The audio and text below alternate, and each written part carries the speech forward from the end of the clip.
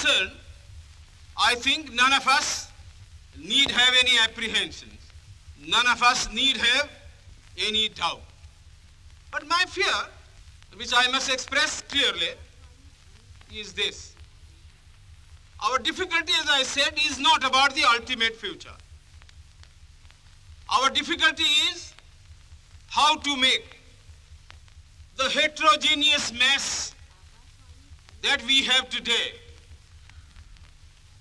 take a decision in common and march in a cooperative way on that road which is bound to lead us to unity. Our difficulty is not with regard to the ultimate. Our difficulty is with regard to the beginning. Mr. Chairman, therefore, I should have thought that in order to make a start, in order to induce every party, every section in this country, it would be the act of greatest statesmanship for the majority party even to make a concession to the prejudices of people who are not prepared to march together. And it is for that I propose to make this appeal. Let us leave aside slogans. Let us leave aside words which frighten people. Let us even make concession to the prejudices of our opponents. Bring them in so that they may willingly join with us on marching upon that road, which, as I said, if we walk long enough, must necessarily lead us to unity.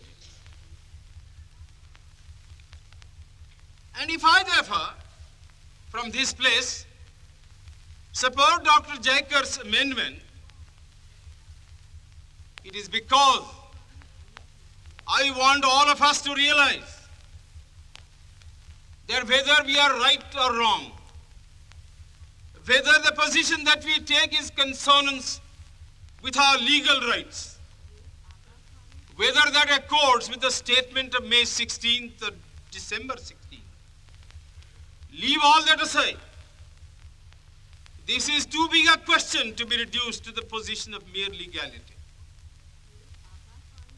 It is not a legal question. I say leave aside all these considerations and make some attempt whereby those who are not prepared to come will come. Let us make it possible for them to come. That is my appeal.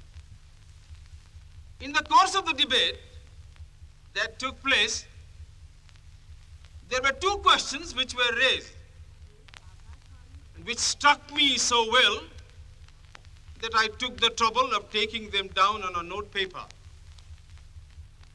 The one question was, it was asked, I think, by my friend, the Prime Minister of Bihar, who spoke yesterday in this assembly. He said, how can this resolution prevent the League from coming into the Constituent Assembly?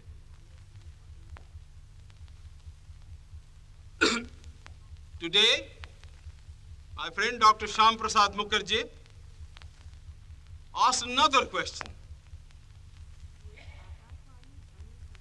Is this resolution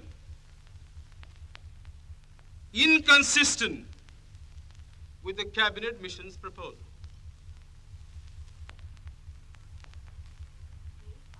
Now, sir, I think they were very important questions.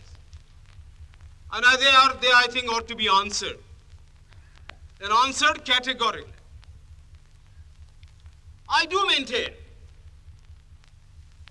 that this resolution, whether it is intended to bring about the result or not, whether it is the result of cold calculation, or whether it is a mere matter of accident, is bound to have the result of keeping the Muslim League out. And I'll substantiate what I said.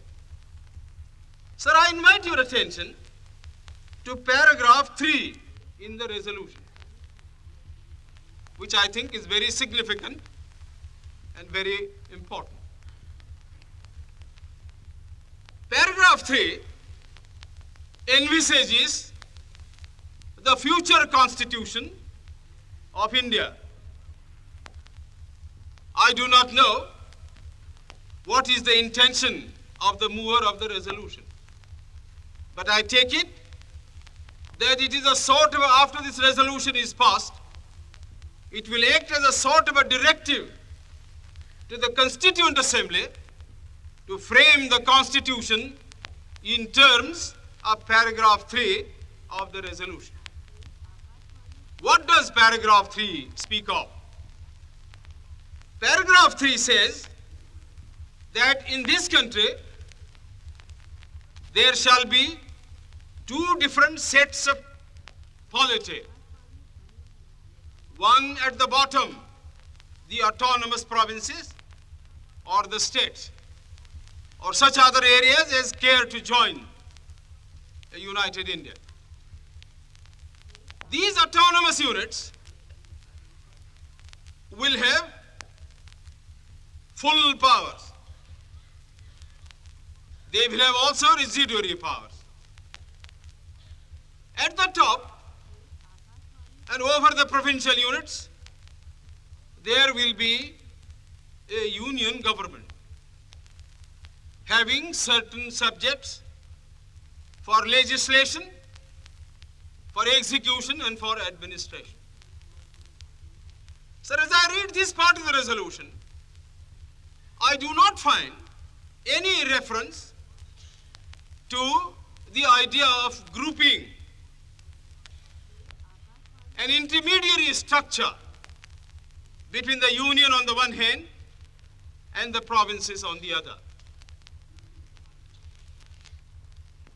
Now, reading this paragraph in the light of the Cabinet Mission's statement, or reading it even in the light of the resolution passed by the Congress at its Wardha session, I must confess that I am a great deal surprised at the absence of any reference to the idea of the grouping of the provinces.